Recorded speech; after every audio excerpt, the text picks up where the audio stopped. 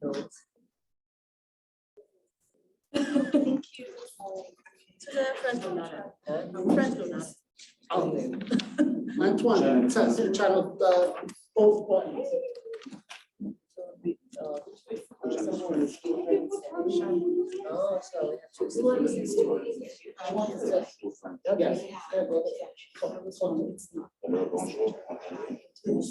So I will leave personally. I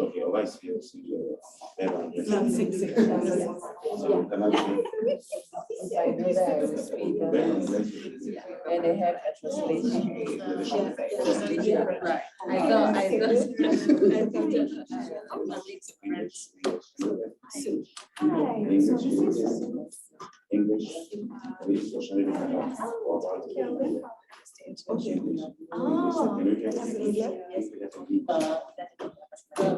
Yes, I mean, One, English is one. yes. Yes. Okay. So just, I think we're gonna get started. Okay, is this everyone? There's people already on. I mean, there's no one else coming in? I think they're gonna come in, they're gonna trickle in. Okay, before we start, just so I have everything ready. Okay. They told me 20, so I still have like 10. Yeah. That's the Because most that's that are the coming. max for the. That's the max, okay. So I guess we can get started. Oh, Could you give us 2 seconds? We want to put the Zoom on so you can also. Okay.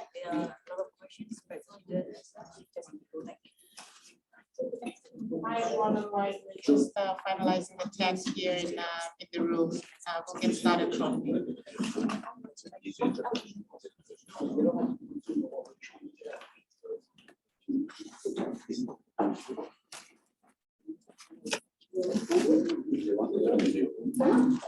What about to sit down?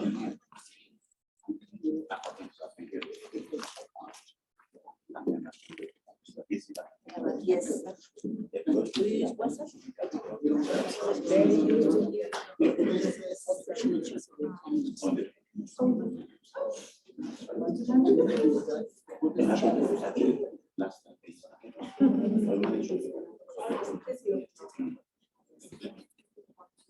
Oh, yeah.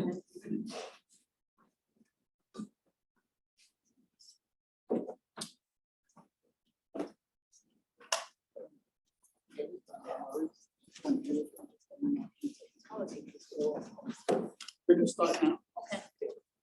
All right, we'll get started now, folks. Can you hear me okay? Mike and Alejandro, can you confirm that? Yes. And everyone in the room can hear me okay? Yes. All right, well, I have a very low voice naturally, so if you need me to speak higher, please let me know. I am Salate Songo, and I am the Director of Advocacy in Global Displacement with the Unitarian University Service Committee. Welcome to this beautiful space. We thank the Baha'i International Community so much for giving us this space, for setting up the tech. We're so very, very fortunate to have this room this afternoon. And welcome to those joining us online. I hope you can see us and hear us well. So we have French interpretation here in this room. You might be hearing the interpreter, and folks online, there's also French interpretation. So if you need help online, please just message Alejandro and Mike. For those of us in the room, you know, there's, I think, bathrooms outside, there's refreshments here on the table, so please feel free to make yourselves comfortable. This meeting is being recorded, but we do have, you know, some sensitive issues around it, so if you don't want to be seen on screen, please keep out of the screen or rename yourself as anonymous if you're asking a question or you're online. So it's my privilege to be facilitating this session today, and I want to honor the Lenape people, the traditional ancestors of the land that we're standing on, which the Lenape referred to as Manhattan, and I seek their permission for our presence. So I want to honor our panelists, Sharma and Aurelian and Noor Surser, for agreeing to join us today. and sharing what they can with us on this topic of gendered impacts of militarism and violence on women and girls in Haiti and Burma. So I'm gonna ask Sharma to introduce herself very briefly and also Sir to introduce herself after.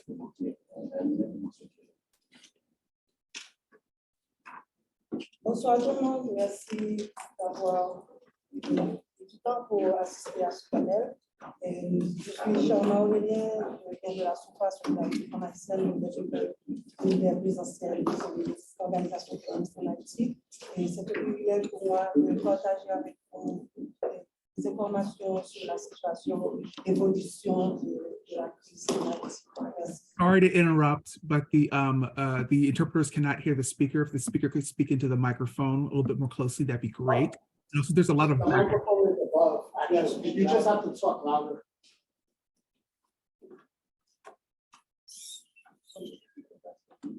As long, what it is, those mics are going into here. The mics in the room is what everybody else hears. You guys hear me out there on Zoom? Yes. Yes, we can Are hear the you. interpreters hearing? Yes, you just need to speak louder because the Zoom mics are up there. Sorry, I need to take Yes, again my presentation. yes, just Yes, introduce it. sorry.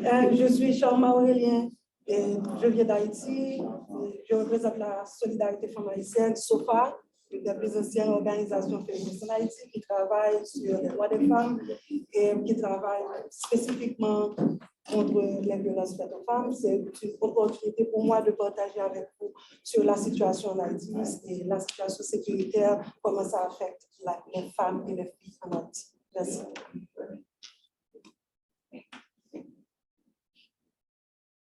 Thank you so much, Sharma. This tech is too fancy for us, so we'll be looking up and speaking to the skies for the rest of the session. So Nasser, sir, over to you. Do you want to introduce yourself very briefly? Hello, everyone. My name is Nasser. Today I'm speaking on behalf of Women's League of Burma. I'm also former General Secretary of Women's League of Burma, but right now, currently, I'm working as a political initiative and advocacy representative. Women's League of Burma compressed with the 12 ethnic women's organizations, and they're working, focusing on the establishment of democratic union and also gender equality and advance of the women's status. Thank you so much, sir. So I just want to acknowledge that this is a heavy topic of discussion. You know, gender-based violence is never easy to talk about, never easy to speak about. And I want to take this moment to honor the humanity of women and girls who have survived and who are surviving gender-based violence. We honor the spirits of those who cannot be here today, those that aren't able to travel because of costs, COVID, illness, or even to connect virtually because, you know, the structural barriers that women and girls, particularly in the global South, have. And so we hope that, you know, our discussions and our collective work and our collective solidarity as a movement will challenge these systems for our sisters, for our daughters, and future generations. So thank you all for joining us. When we were, I guess, reviewing the theme of this year's Commission on the Status for Women, which, as you know, is around access to technology and education towards advancing gender equality and empowerment of women and girls, we wondered about, you know, what does this mean for women and girls in crisis situations? Is this even practical for women in crisis situations to access technology? Who gave us this theme anyway? It was, you know, it was confusing to think about, you know, our partners in Haiti and our partners in Burma and the situation they're in, and technology. Like that was, you know, sort of a luxury thinking, you know?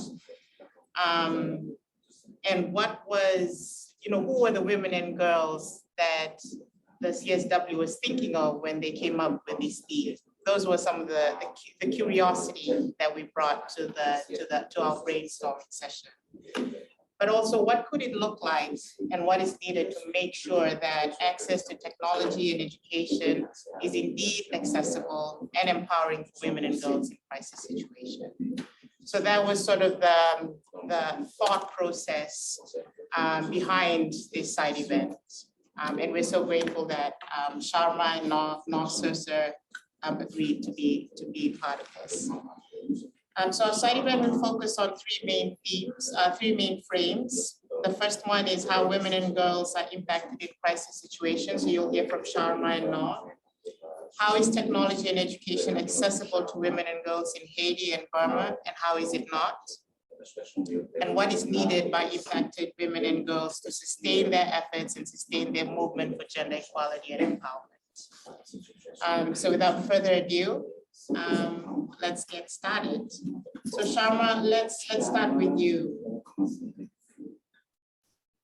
There's been a lot in the news regarding the socioeconomic, the political and civil crisis in Haiti or Haiti.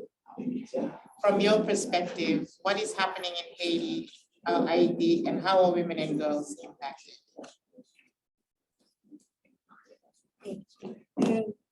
En Haïti, on peut dire qu'il y a une situation de crise qui commence depuis bientôt 5 ans.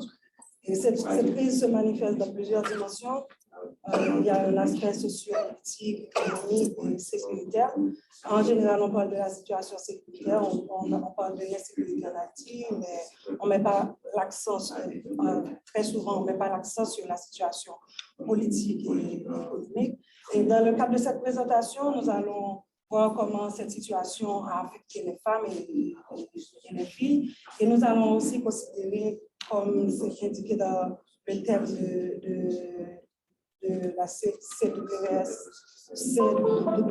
de cette année, et nous allons considérer l'accès de la population, les limites de l'accès de la population à la technologie et dans l'ère numérique, comme c'est indiqué dans le thème de l'année. Et on peut dire que cette situation, c'est vraiment catastrophique, ça va de mal en pire. Et pour l'instant, on a une situation où les gens ne sont pas libres de se déplacer en Haïti à cause des gangs qui opèrent au niveau du pays. On n'est pas en guerre civile, il n'y a pas de guerre civile en Haïti, mais c'est comme si on était en guerre parce qu'on n'est pas libre de se déplacer, surtout les femmes et les filles. Et cette situation affecte les femmes et les filles, surtout par rapport aux cas de violence sexuelle qu'elles ont subi systématiquement. Donc, on va parler précisément sur cet aspect, mais on va voir un petit peu aussi la situation sociopolitique et économique qui a généré cette situation d'insécurité en Haïti. Merci.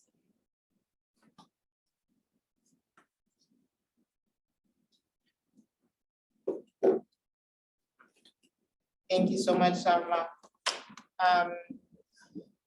There's a slide that Sharma shared with us, so we will also share that out with the recording later. So maybe we can go over to you, Noor. There's a protracted crisis in Burma with the genocide of Rohingya and other ethnic and religious minorities by the military junta. Can you share what is happening in Burma and how women and girls are impacted? Yeah. And Alejandro, you can pull up. Yep. Thank you. Firstly, thank you for this opportunity and also have a chance to cooperate with you all. So we're going to share the presentation to date, and all these also we can share to the other colleagues if they want as well. So firstly, I would like to share 4 main topics today. Overall situation update on the Burma, Myanmar, and then also second is women and the pro-democracy movement. And then the third is risks and the measures for humanitarian assistance, and then fourth, call for international community. Next slide, please. Loudly, okay. So the overview of Burma, so that you have see here, 1947, we have independence from the British as a sovereign regime, and they still were put together as a country, Burma. So since after the independence, we had three timeline here, 3 times military coup.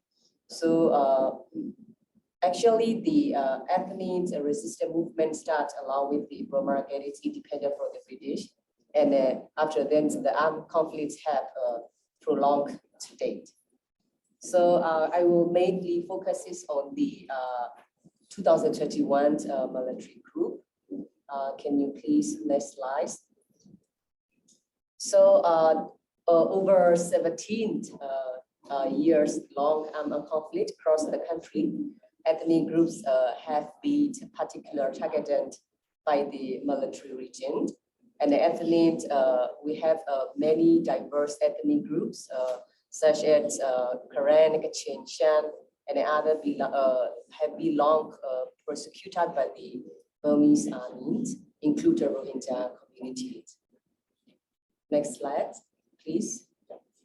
So here, since the coup, military junta seized the power on February 1st, 2021. So here we have seen diverse group of men and women from all over the country went to the street, and they organized by all means to oppose and resist the military coup.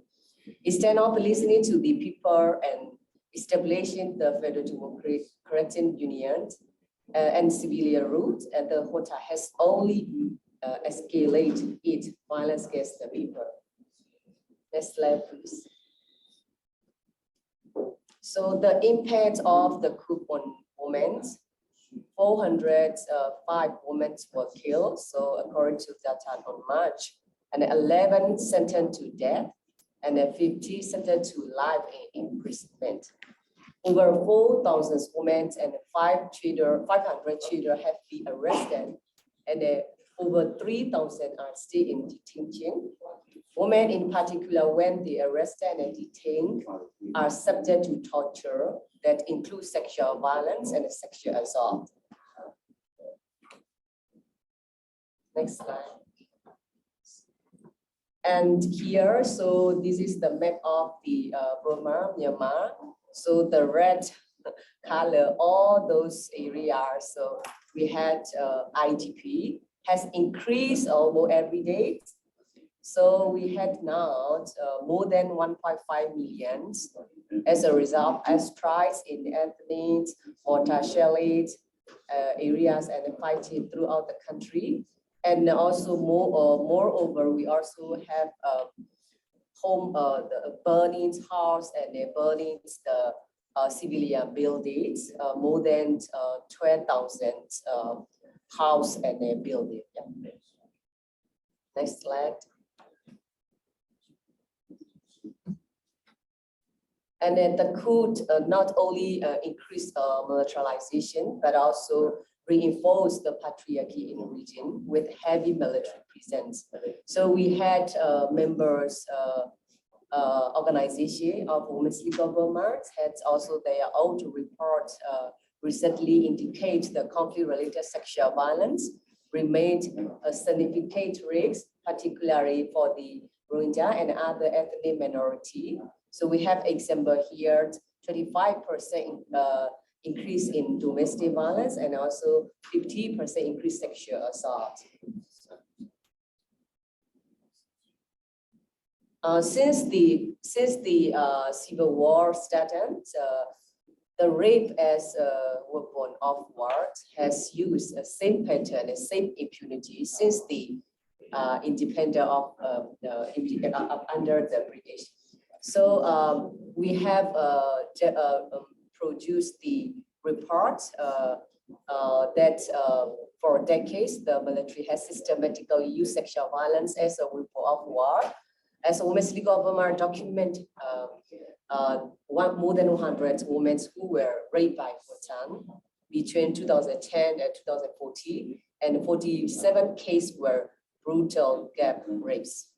In 2018, the UN General Secretary report found the Hotans also widespread threats and the use of the sexual violence once integrants to their strategy, humanitarian, terrorism, and collectively punishing the Rohingya community.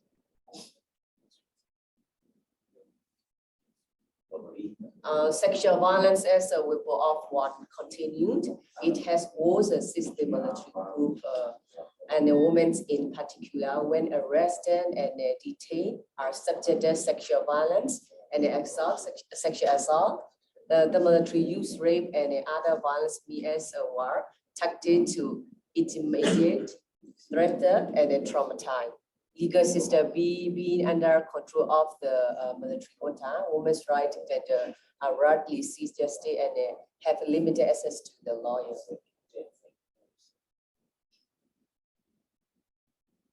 So this is some case that we can share since the coup. Among the other cases that we document in November 2021, a 62-year-old woman from Kukin Township, was raped at home, and a few days later, the mother of 1-month-old child was repeatedly raped by the military junta soldier in front of her husband and gunpoint in a village in Chi State. And same evening, the victor, 30-year-old sister-in-law, who were 7 months pregnant, was also raped by military junta. Next slide, please. So this is Foley sister that they fight and resist the military junta, military coup. So Aku is one of the Women's League of Burma member, also the director of Women for Justice, one of our member organizations, and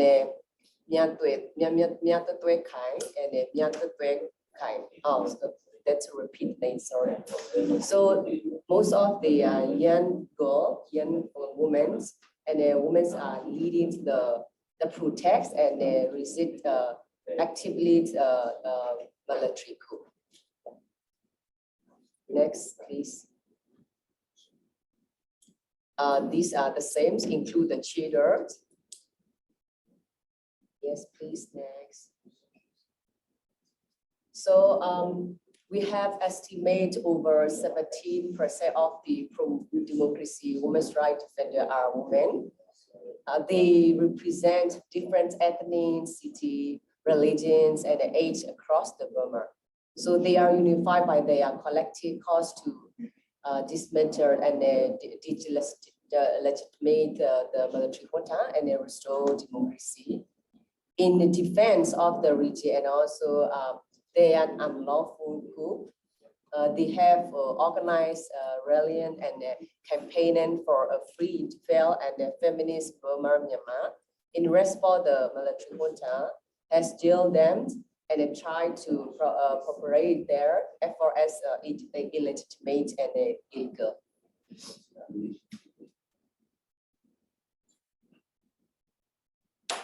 Women are the backbone of the pro-democracy movement. Women's labor union, government worker, healthcare provider, and a teacher were the first protest. If we compare in the last two-time military coup, not much women's movement or women's different angle, not much involved like this time. So this time is more women and a lot of women has involved in the resistance movement in different actors. Yes.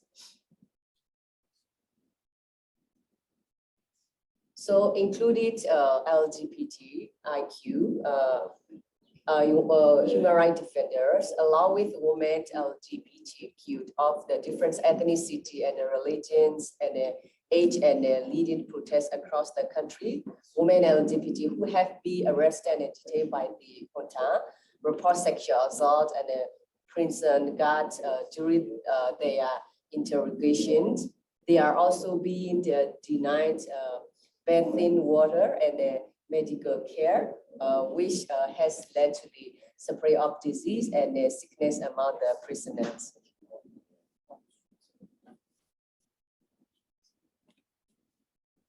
Prior to the group, the flourishing women's movement growth in strength in Burma, Myanmar. So this is Women's League of Burma. We have a 12-member organization, empowerment and advocate for the women participation in social and political space for more than 20 years now.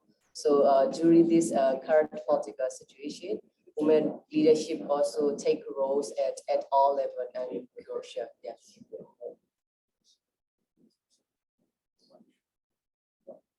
So we want to mention a little bit about humanitarian assistance provision. It risks and measured.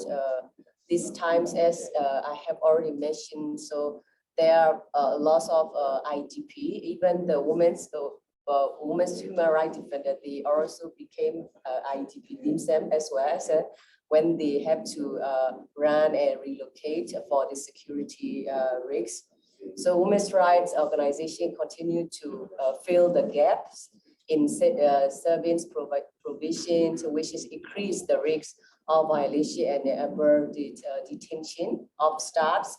Hence, the organization needs access to flexible funding source, which they can use to support staff who are at risk for their prompt relocate and ensure their continued survival. And the military junta has also continued to disrupt telecommunications, and the women's rights organization have been responded with the agility and adopt digital security measure to the collectively organize to meet the humanitarian basis principle of the impartiality, provided aid and a base manner to people and a community amongst affected by the conflict and the violence. The international community must partner with the support the work of the CBOCS, so women's organizations that are already doing everything within their capacity and their resources, because they root with the community and they also absolutely trapped by the community. Next slide, please. So here my conclusion. So women's situation. So women continue to face arrest and killing, determinant and center torture, including sexual violence and sexual harassment. So it happened almost every day and across the country. So this is the word that we often hear from the women's defenders, women's human defender. We are not safe. We are fearful for our safety and the safety of our families. We are not sleeping in our home at night. We change location regularly, and then moving with our small child is extremely difficult.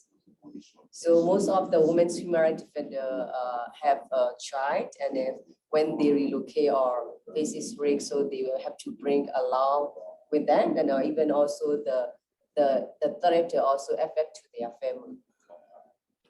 Yes, please. I think the last slide that we our call for international community includes our neighbor country and also women's groups that can collaborate or have solidarity with us. So the first, they facilitate or support the humanitarian aid assistance, include the cross-border aid to international displaced people in the ethnic area and also across the country. And then institute the comprehensive global arm embargo and a vision field and targeted section, and immediately monitor it and believe of the situation, and then refer the international Myanmar, especially military contact to the International Criminal Court. Actually, this court we have been called for many years, and then why we call, because the the military junta has committed the crime against humanity and the war crime, the genocides, since we have over 17 years conflicts and the civil wars. So that's why we want international to take justice and accountability that those groups that have committed the international crimes. And that we need a support and a solidarity to stand with the civil disobedience movement and also peaceful protesters and the human rights defender and the women human rights defender. Thank you so much. Thank you so much, No. That's super. So many powerful things and just so many traumatic things as well that we've learned from Noah's presentation. I think one of the things that I'm learning that's similar between Noah and Sharma's work in their communities is that women are leading the response to the militarism, to the civil and political unrest that's happening in these countries, despite their susceptibility and vulnerability to the forces that are attacking them. So, there's very specific requests for support that each community has. But I think what is critical, and Noah mentioned this in her slides, is the importance of having a civilian government or a government that is formed, by civil society. So thank you so much, Noah, for sharing that with us in those calls for action. Sharma, can I turn it back to you? You sort of framed, the civil and political crisis in Haiti. But can you go a little bit deeper for us, and what is the expression of the civil political crisis in Haiti on women and girls?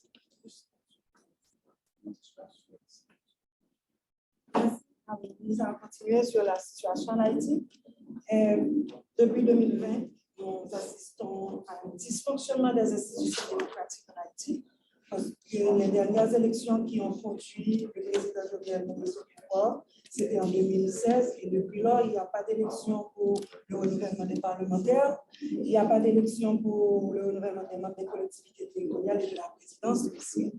Et depuis le 13 janvier 2020, le mandat de la Chambre des députés des 2/3 des sénateurs a pris fin, ce qui rend que le Parlement a été dysfonctionnel et le président d'alors, Jovenel Moïse, qui allait être plus tard assassiné, et gouvernait alors par décret.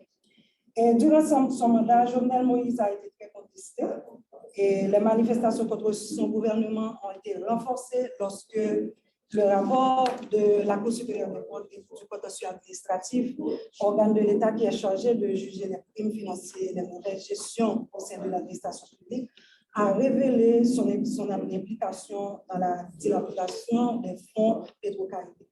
Alors, pour ceux et celles qui ne savent pas ce que c'est l'accord pétro-caribé, je vais juste définir pour vous. L'accord pétro-caribé, c'est un accord régional signé en 2006 entre le Venezuela et divers pays de la Caraïbe et de l'Amérique latine en solidarité avec les pays de la région, qui est basé sur leur approvisionnement en pétrole sous forme de prêts en vue de faciliter leur développement économique et social.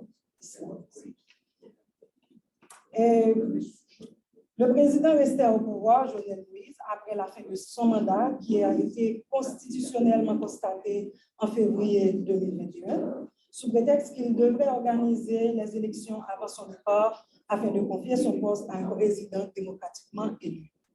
Entre-temps, les gangs prennent progressivement le contrôle du territoire pendant que la priorité du gouvernement a été d'initier le référendum pour la réforme de la Constitution. Il y avait même une commission qui a été mise en place pour travailler sur ce projet de réforme de la Constitution. Le 7 juillet 2021, le président est assassiné à sa résidence et le Premier ministre Ariel Henry allait prendre alors les rênes du pouvoir jusqu'à nos jours. Et ce dernier est encore plus contesté que le président assassiné du fait qu'il n'était pas élu démocratiquement et du fait des circonstances dans lesquelles il a pris le pouvoir. Ariel Henry est donc passé pour le leader le moins légitime aux yeux de la population haïtienne. Entre-temps, la situation d'instabilité et d'insécurité est renforcée durant son administration et la violence des grandes armées installées dans le pays depuis environ 2018 est non seulement maintenue, mais prend davantage de l'ampleur. Les massacres ne sont pas arrêtés, les violences et les abus sexuels, notamment dans les quartiers populaires de Port-au-Prince, ont spectaculairement augmenté. Les cas de kidnapping sont explosés. Dépassé par ce chaos hérité de son prédécesseur et qu'il a renforcé lui-même et son équipe, Ariel Henry appelle en octobre 2022 à l'intervention étrangère militaire pour résoudre le problème d'insécurité en Haïti. Parallèlement, la situation économique se détériore en Haïti. Pour décrire cette situation, nous avons 3 constats majeurs. À la fin de l'année 2022, les autorités haïtiennes ont augmenté de plus que le double le prix du pétrole, malgré les résistances populaires. La gourde est rapidement et scandaleusement dévaluée par rapport à d'autres monnaies internationales, notamment le dollar américain, durant l'année 2022. Maintenant, on a besoin de plus de 150 gouttes pour avoir un dollar américain en Haïti. L'inflation en Haïti grimpe de manière exponentielle et le taux d'inflation est passé de 45,50% en novembre à 48,30% en décembre 2022. Et cette situation a eu des impacts sur les familles, la population générale. Par exemple, les chefs de ménage, notamment les femmes, tombent dans l'incapacité de répondre aux besoins les plus fondamentaux de leur famille. Cette situation affecte beaucoup plus les femmes, car les familles monoparentales dirigées par les femmes représentent environ 60% du total en Haïti. Et la population devient de plus en plus vulnérable et exposée à des risques élevés de délinquance, notamment chez les jeunes. Et le phénomène des gangs tend à s'aggraver pourvu que la vulnérabilité économique crée davantage des conditions pour l'émergence de la délinquance, ce qui va augmenter aussi la violence à l'égard des femmes et des filles. Les Haïtiens et Haïtiennes sont contraints de migrer massivement vers d'autres pays à cause de l'instabilité politique, la crise économique et l'insécurité. Et leurs pays de destination, les principaux pays de destination sont la République dominicaine, Chili, Brésil, Mexique, Bahamas et États-Unis, Canada. En 2021, seulement au Mexique, 26 000 Haïtiens ont fait leur demande d'asile, alors que le nombre de demandes avoisinait 6 000 dans les années précédentes, selon un rapport de Amnesty International.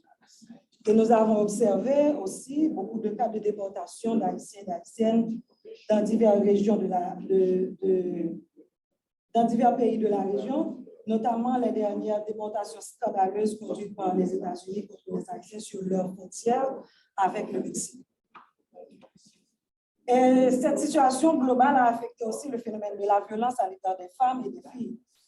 La situation d'insécurité et d'instabilité installée dans le pays, comme nous l'avons souligné, est manifestée aussi par divers massacres dans des quartiers populaires, des cas d'assassinat en plein jour dans la capitale, incluant contre des journalistes, et des cas de kidnapping répétés. Par exemple, le massacre à la Saline, l'un des fameux quartiers populaires à Port-au-Prince, a été l'un des plus spectaculaires administrés par des gangs armés dans la capitale sous le gouvernement de Jovenel Moïse.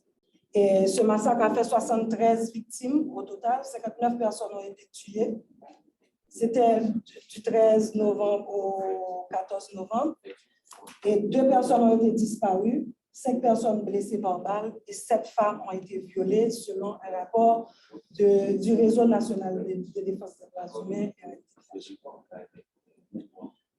Et durant la période allant de janvier 2022 à février 2023, la SOFA, seulement le centre d'accueil situé dans la capitale, a reçu 349 cas de femmes et de filles violentées, dont 223 cas de violences sexuelles, incluant 189 cas de violences sexuelles perpétrées par des gangs armés. D'autres types de violences accompagnent aussi ces abus sexuels tels que des coups, des blessures, des fractures graves dans les membres, des traumatismes psychologiques et physiques graves, par exemple. Nous avons reçu une femme en décembre 2022, victime de viol collectif de groupes armés, dont le bras droit s'est gravement fracturé au moment du viol. Et nous avons reçu une autre femme qui a perdu un œil sur la scène du viol. Donc, cette situation affecte aussi nos services, même si nous avons été confrontés aussi à certaines limites bien avant la crise par faute de ressources. Par exemple, la SOFA, les centres de la SOFA ne peuvent pas se procurer d'hébergement pour loger les femmes et les filles victimes de violences. Les femmes et les filles qui sont confrontées à des problèmes de logement vu le coût exorbitant de ce service. Dans ce contexte de crise, d'autres services sont encore plus limités. Par exemple, à cause de la pénurie permanente de carburant qui s'installe dans le pays durant surtout les 3 dernières années, les services d'électricité et d'Internet sont devenus plus rares. Le transport en commun est de moins en moins disponible à cause de la rareté de carburant et le prix du transport est plus que doublé pour certaines régions. Les motocyclettes tendent à remplacer les camionnettes qui assurent le transport public dans les moments de grande rareté. Donc, les femmes et les filles violentées ont moins d'accès aux services dans ces conditions. La plupart d'entre elles ne peuvent même pas accéder à notre ligne téléphonique gratuite, offrant de l'aide à distance à cause du problème de l'énergie. Par exemple, la plupart des femmes n'ont pas d'électricité pour recharger leur téléphone. Pour celles qui possèdent le téléphone, car dans la plupart des cas, elles n'en ont pas. Dans cette situation, on se demande comment parler de l'accès à la technologie, à l'ère numérique pour les femmes haïtiennes dans ces conditions. Et nous allons revenir sur l'intervention militaire. Après l'appel du gouvernement pour mettre fin, ou du moins pour résoudre le problème de l'insécurité, après leur appel à l'intervention militaire étrangère, la population haïtienne a manifesté leur mécontentement face à cet appel. Et une grande partie de la population, incluant des organisations de la société civile et des personnalités, a contesté cet appel à l'intervention étrangère militaire, que ce soit par des manifestations des notes de presse, car les Haïtiens et Haïtiennes ont gardé un très mauvais souvenir des interventions onusiennes passées dans le pays. Et nous avons constaté l'échec de ces missions en Haïti. Ces missions n'ont jamais adressé efficacement les problèmes auxquels est confrontée la population haïtienne.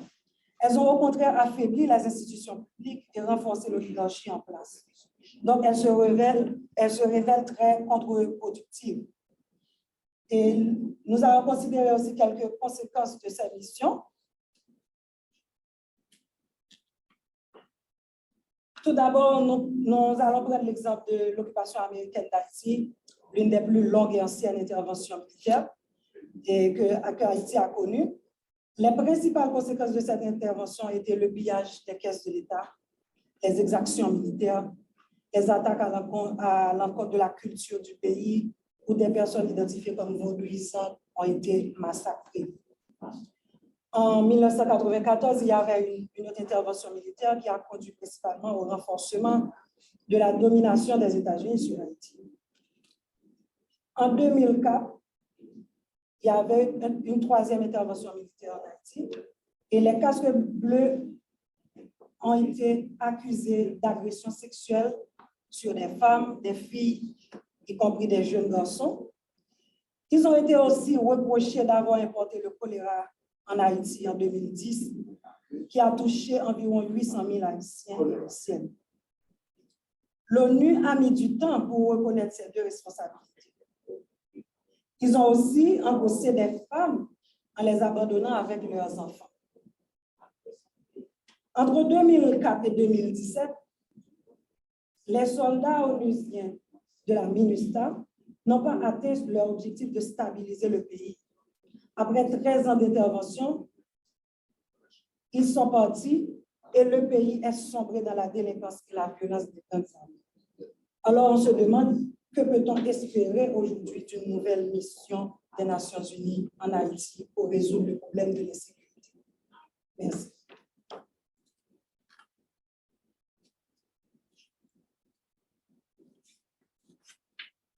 Thank you so much, Shelma.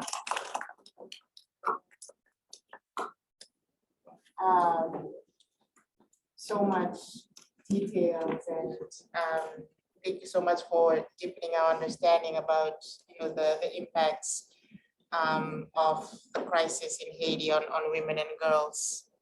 I think there's so much to learn from the work that SOFA is doing on the ground, but also so much history in Haiti that we need to understand and contextualize before responding or doing any type of foreign intervention in Haiti. And I think that learning is on us to educate ourselves. But what we can rely on is the wisdom and the experience that Haitians themselves have on the ground. So in the context of what do we do as an international community, it's just to support Haitians and be in solidarity. I think there's a clear ask there that we listen to the voices of Haitians and we follow their leadership. I want to take it back to the theme of this year's CSW, which is, I need to read it, innovation and technological change and education in the digital age for achieving gender equality and the empowerment of all women and girls. So maybe I'll start with you, Noor. How do you experience this in your context? I know you mentioned it a little bit in your presentation. Yes. Thank you for the floor again. So in Burma context, especially the technology and the digital system, it's not working well and also not really assessed much. We had, especially in the crisis situations. So basically, when the conflict happened, military junta used the strategy of full cut. They cut communication, food, transportation, all this. So in some areas, we don't access any phone or any technology that we can communicate or get the information. So this is this time also several of the areas the communication was cut and they don't access any signal to use phone or internet. So this is we have a big challenge some parts, especially the airstrike or multi-shelling happened every day in the area. So everybody has to rent and relocate for their safety and security. And then also IDP has became it has increased more and more. And that in a later in the other area, so we have access some internet service. And that we saw most of the women human rights defenders include human rights activists. They were targeted to threat through online, and then they were harassed through online when they actively against the military junta. And that myself, so I was taking a photo and I create with the photo short or a video clip and then uses the aggressive of my what I have done or what I'm talking about true or not just it. So that happened, including the other women's activity as well. They were created as with the Photoshop or another design and write they are about their art and a public and a threatened and some of them they were asked for money. And so if you want your about this photo and about your to take it out to pay give money amount. So they ask for money through lines, and that they were also threatened the women human rights defender, when they are traveling, they will check all the forms, what is in, and then who you can communicate with. And then all these also have using by very high technology or machine by the military hotel to check all the things that they are carrying on within the phone or everything.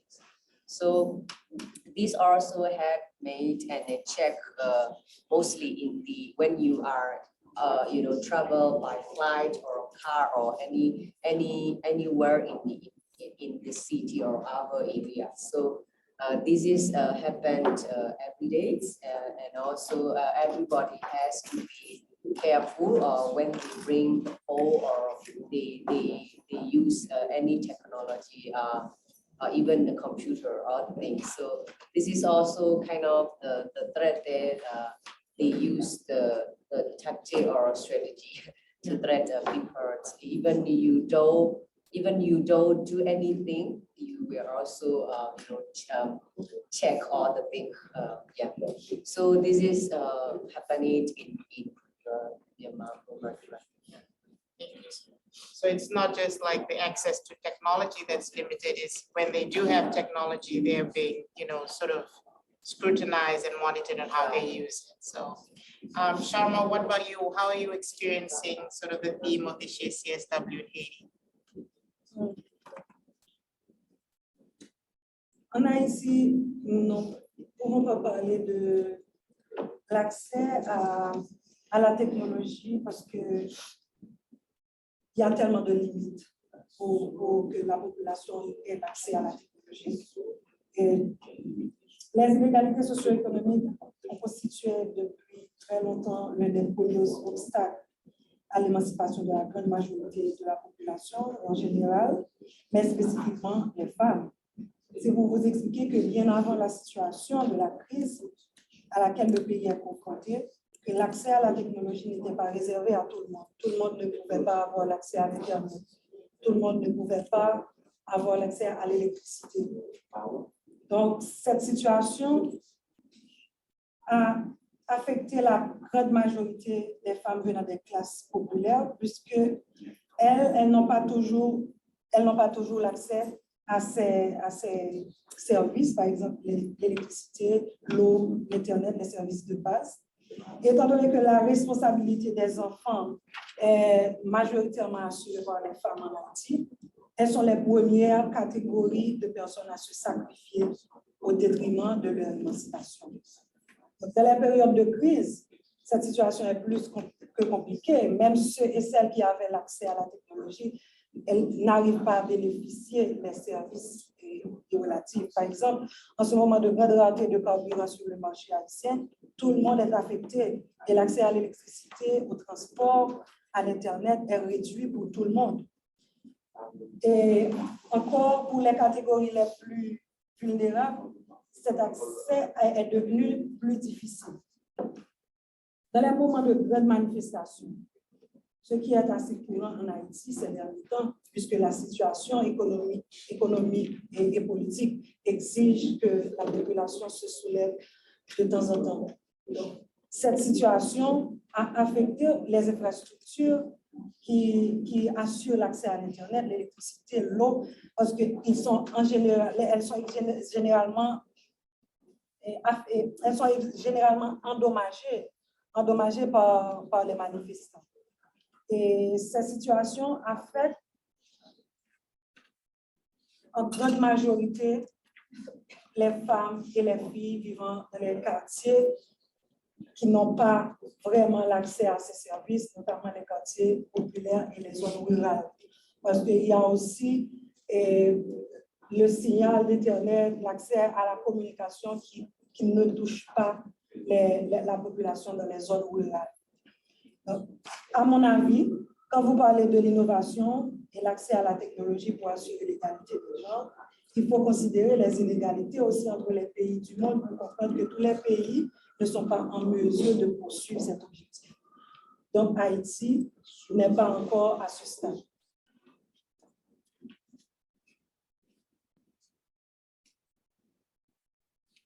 so much. Yeah, I mean, I think of technology as my phone and laptop, but there's like sort of a whole supply chain that need to, power these technology that we use here in the United States. So, we're so very privileged, but in countries like Haiti, it's just the basic needs of life don't even exist.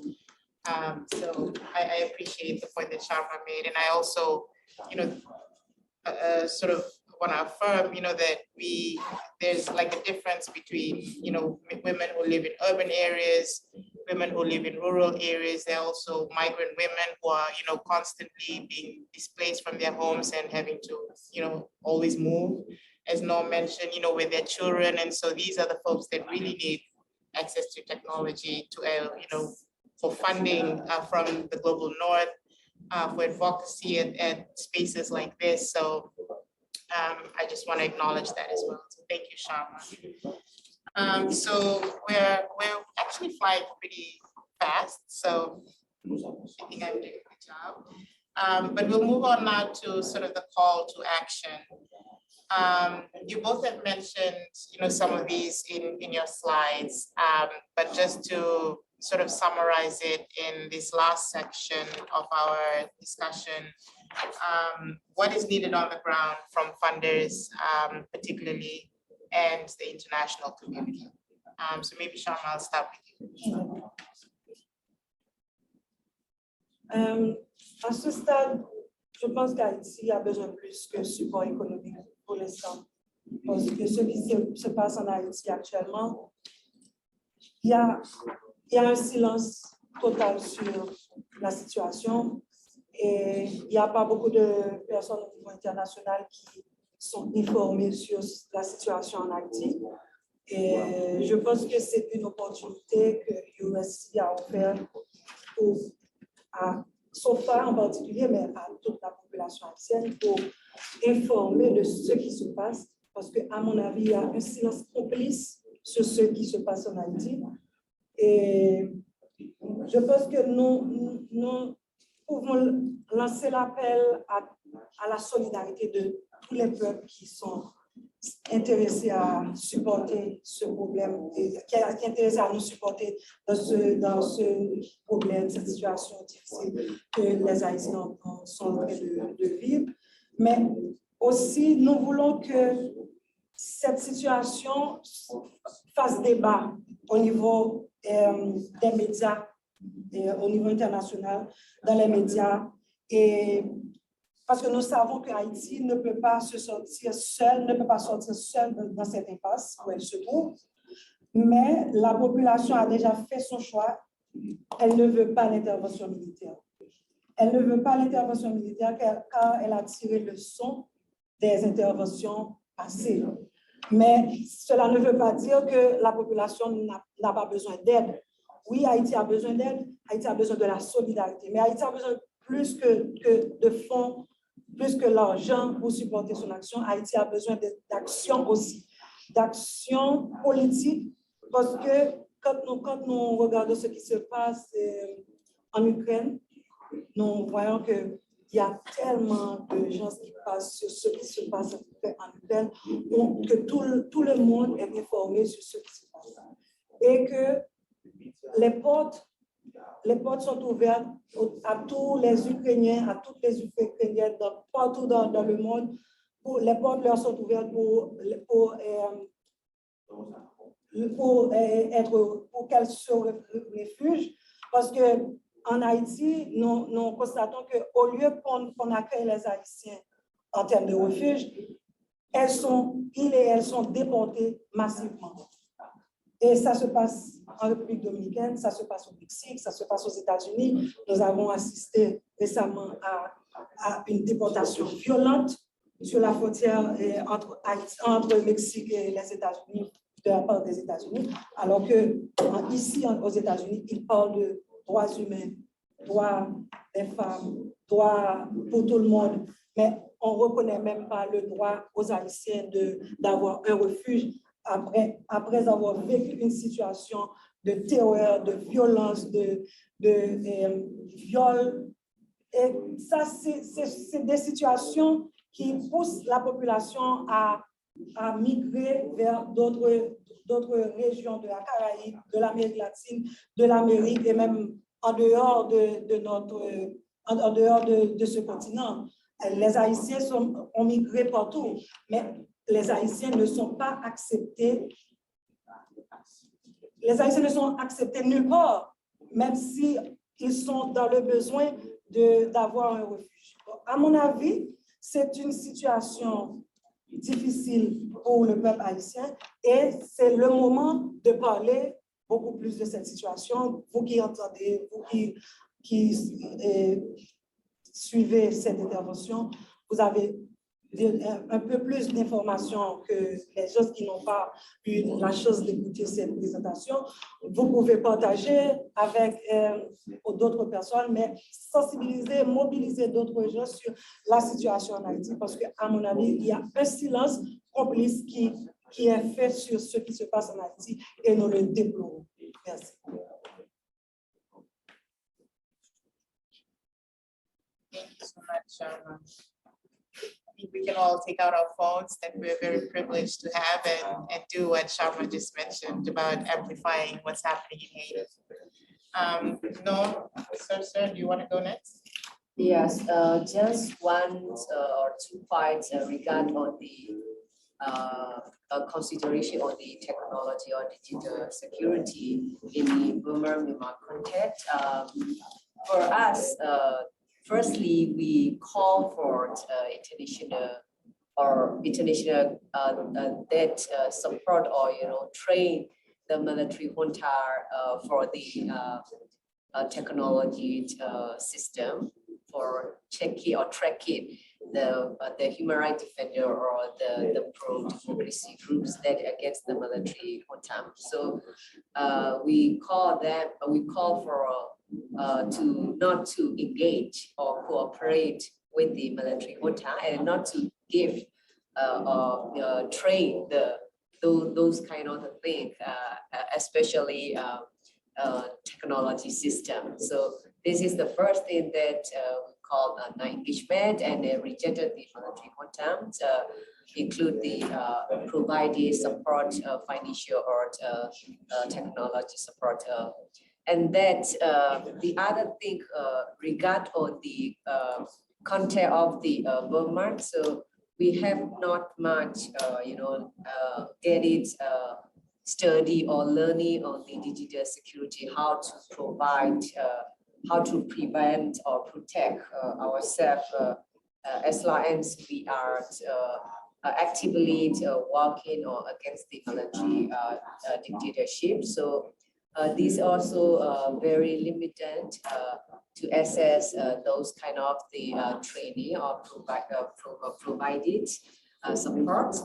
And that also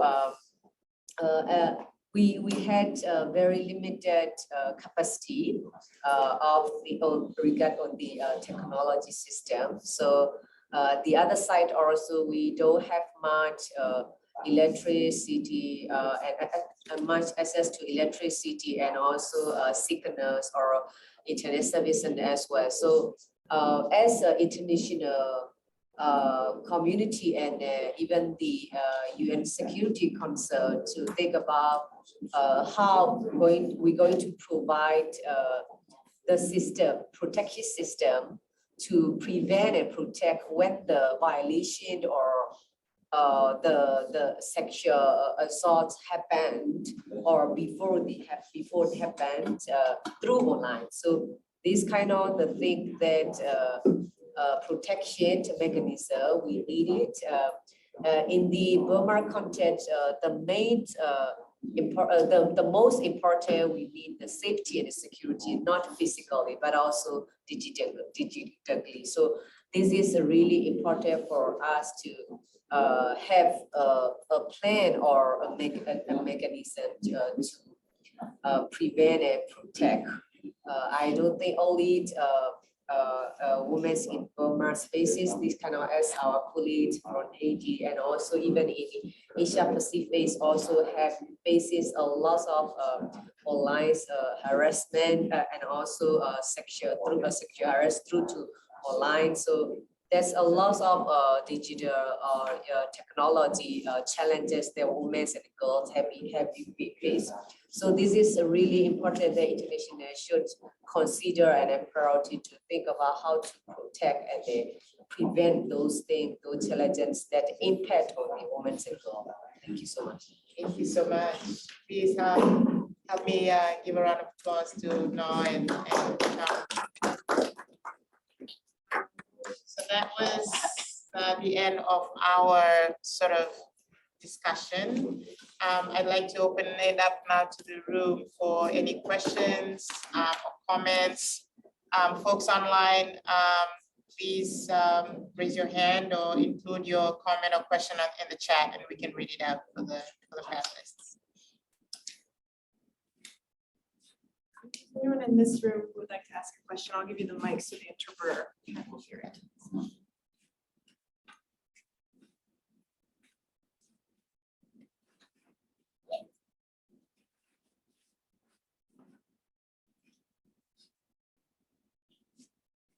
So while we're waiting on that, Alejandro.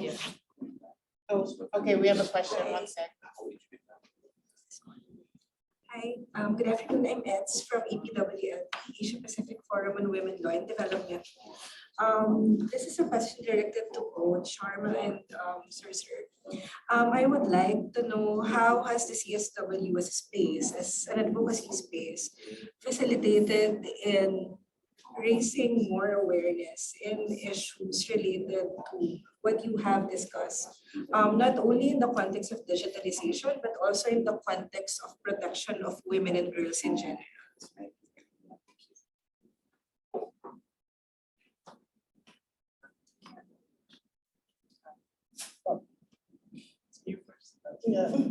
Thank you so much for your question. So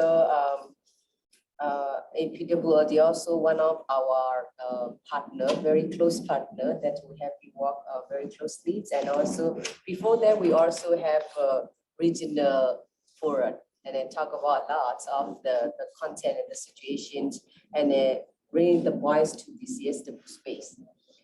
I don't know how much the situation of our racist fight or recommendations we carry on to have some action, but we really need this kind of the action to focus is basically technologically and digitally. So this is also has increased, impact has increased on the women and also include gender-based violence and sexual violence. So we always call and really push and advocate for the international community to consider and have it agenda and list our voice. So as this space, so that's why we have come every year to raise our voice, to give our time and then come and raise our voice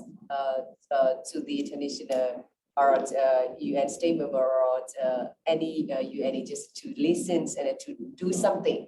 So this is what we raise and then we come and tell them. But the action, it is their hand. So we don't know how much they will consider, but they should be considered when because they open this space. So they must do something that we expect. Yeah, thank you. Merci. Alors, je vais dans le même sens que ma collègue, parce que nous savons que toutes les années, on se rencontre ici pour discuter, pour poser des problèmes partout dans le monde. Et pour moi, c'est une opportunité de parler de la situation en Haïti, puisque c'est pas une situation qui attire beaucoup d'attention. Et c'est déjà le premier pas, c'est d'avoir l'attention de beaucoup de plus de personnes sur ce qui se passe en Haïti. Et après, je pense que les Nations Unies, en tant qu'acteurs qui prennent des décisions pour les pays membres de l'ONU, c'est aussi un espace stratégique pour discuter de la situation afin d'attirer leur attention sur les prochaines décisions qu'ils vont prendre sur ce qui concerne Haïti peut-être, ou du moins d'autres acteurs qui peuvent ne pas être des Nations Unies, mais qui peuvent apporter leur solidarité à Haïti dans cette situation difficile. Je pense que c'est un espace stratégique, tout d'abord, pour diffuser le problème auquel Haïti est confronté, même si nous ne pouvons pas espérer tout de suite une solution, parce que nous n'avons pas une formule magique pour sortir Haïti dans cette situation de crise.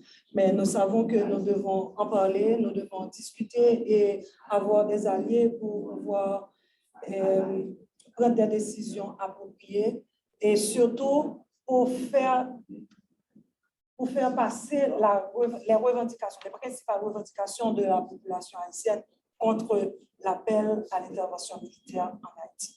Yes.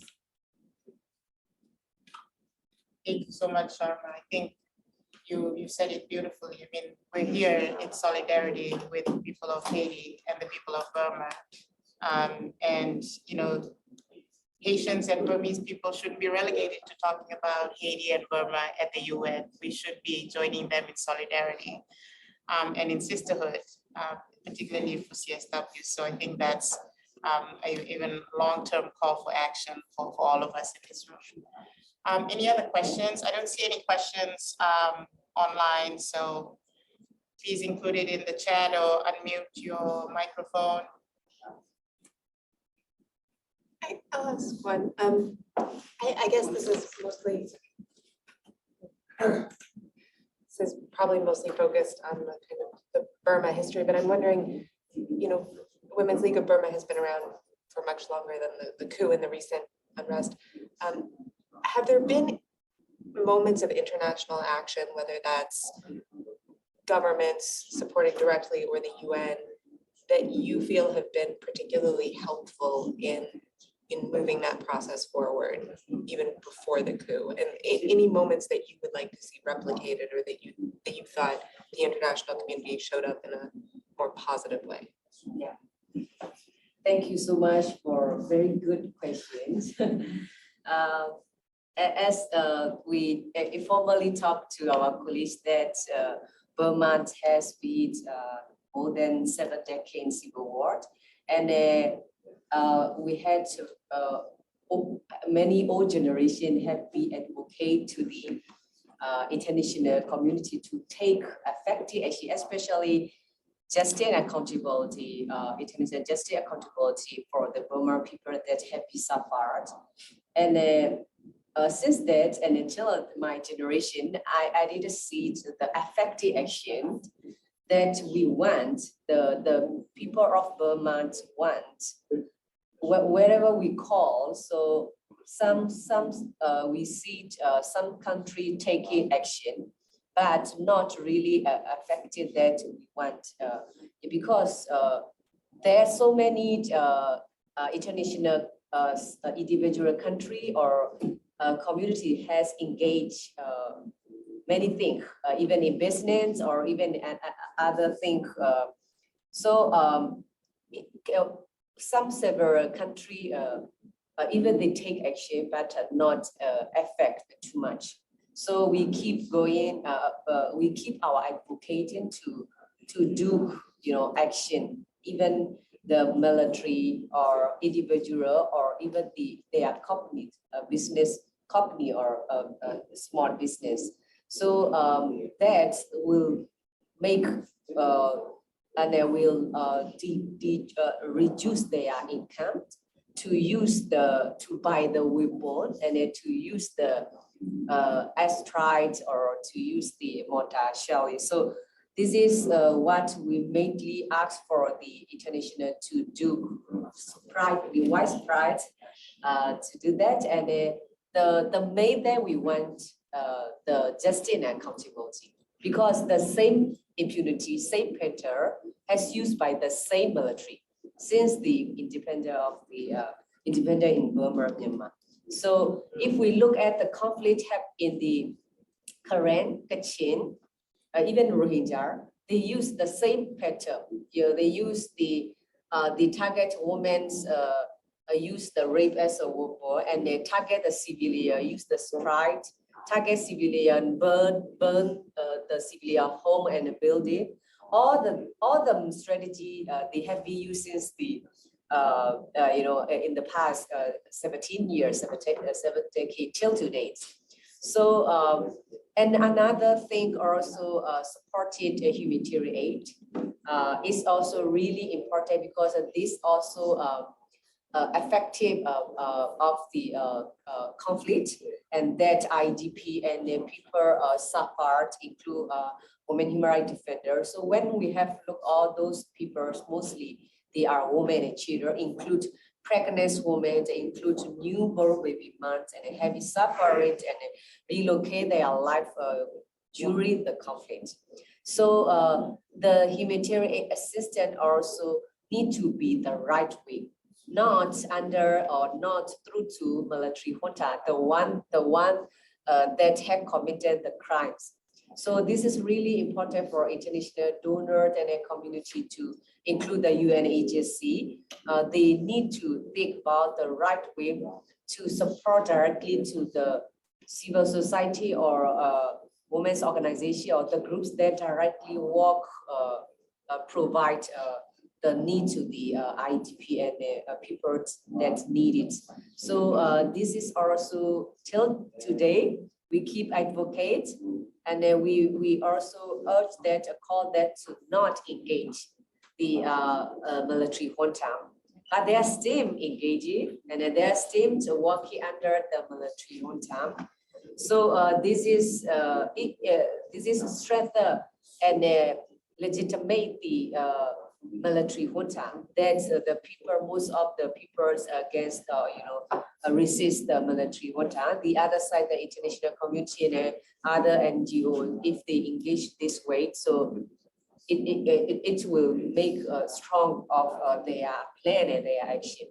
So this is really important to, and also the time to think the right way and see clearly that the same perpetrator has been long years till today. So that international should be considered and stand strongly with the pro-democracy actor and with the rights peoples. Yeah, thank you so much.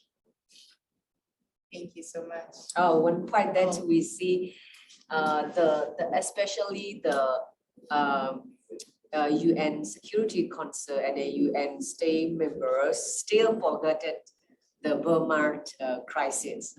So compared to the Ukraine happened later than Burma, but we have seen Ukraine agenda or action have very strong and progress. But the Burma issue and the Burma agenda still forgotten. Thank you so much. I think that's comparable to what Sharma was saying about how Ukraine crisis is now more widespread in the media than Haiti's crisis, which has been going on for several years now. All right, well, if there's no more questions, I will ask one last question to our panelists before we end. And this work is so heavy, and it's a mixture of things, right? Depressing, traumatizing, but also so powerful and inspiring, and you motivate us. Watching you and learning from you. How do you take care of yourselves? You have to take care of yourselves. So how do you do that? To take care of myself. So actually, I fled from the Burma since the coup, and with 2 years since that I have 2 years children, and we have been run and suffered a little long till we arrive in cross border. and that we have no choice to stay there longer. So, and the only opportunity that we have the resettlement program. So that we get a chance to recenter. So during I was in the border, so even I have everyday meeting and a busy schedule. So even I walk, but I feel so insecure and always concerning about the security. Same as our colleagues that live in Thailand or cross-border, any cross-border right now. So they also feel the same as I feel before. So when I resettled here, so I feel a little skewed, but I'm still busy and fighting for the justice and accountability and to reach our goal. And that not much self-care or not much to take care of the family, because we have priority and a commitment more than ourselves and the families. Thank you so much. Oui, de mon côté, je peux dire que c'est pas facile, mais très souvent, on met beaucoup d'énergie à travailler, aider les autres, mais on doit se faire soigner aussi. Et par exemple, les derniers 6 mois, j'ai pu suivre des thérapies psychologiques parce que j'ai été un peu affectée par des problèmes personnels, mais la situation du pays aussi, et des problèmes personnels qui sont liés aussi à la situation du pays. Donc, je ne l'ai pas fait seulement pour moi, mais pour des proches et aussi pour des collègues de travail.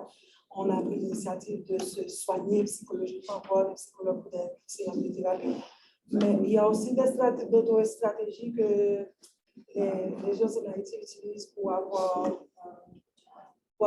pouvoir atténuer les impacts de cette situation, de la situation de sécurité sur leur santé, c'est de se réfugier dans les villes de province. Beaucoup de gens ont laissé la capitale pour se réfugier dans les villes de province. Cela ne veut pas dire qu'on est totalement en dehors du danger quand on est en province, parce qu'il y a beaucoup d'autres villes de province aussi, les grandes villes surtout, qui sont aussi affectées par cette situation, les cas de kidnapping, de violence, et des tirs qui se font entendus, que ce soit durant la journée, que ce soit durant la nuit. Donc, ça affecte psychologiquement beaucoup de personnes, mais c'est moins intense dans les villes de province que dans la capitale. Donc, certaines fois, je fais des déplacements, passer quelques séjours dans les villes de province aussi pour pouvoir prendre une pause de cette situation dans la capitale. Mais on peut dire que ça ne résout pas totalement le problème, mais on ne fait que atténuer pour pouvoir avoir du temps pour essouffler, pour pouvoir avoir du temps pour combattre les situations de stress les plus simples. Thank you so much, Sharon. Now let's give them a round of applause. For staying with us the whole time. Thank you all everyone for joining online. We'll end the recording now, and we'll be sharing out the recording and the links sometime next week. Thank you. Thanks, Mike. Thank you, Alejandro.